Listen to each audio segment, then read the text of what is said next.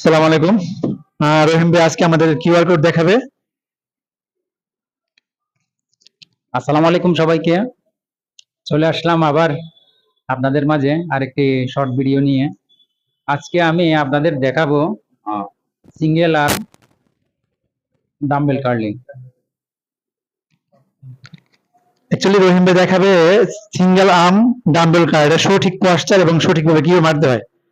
এখন আমরা যেটা ভুল করি, আমরা অনেক সময় দেখি ওয়েট ধরা বা ওয়েট লিস্ট করার ক্ষেত্রে ভুল করি। হ্যাঁ,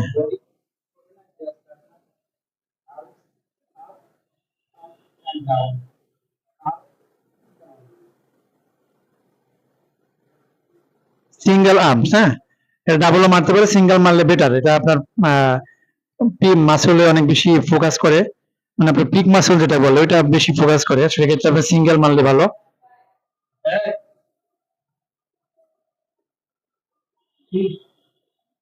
একটা আপনার 12টা বা 15টা রেপস মারবেন। তবে সবচেয়ে বড় ব্যাপার যেটা আপনার ডাম্বেল বা বারবেল ধরার ক্ষেত্রে আপনার সঠিক পশ্চার ঠিক রাখতে হবে।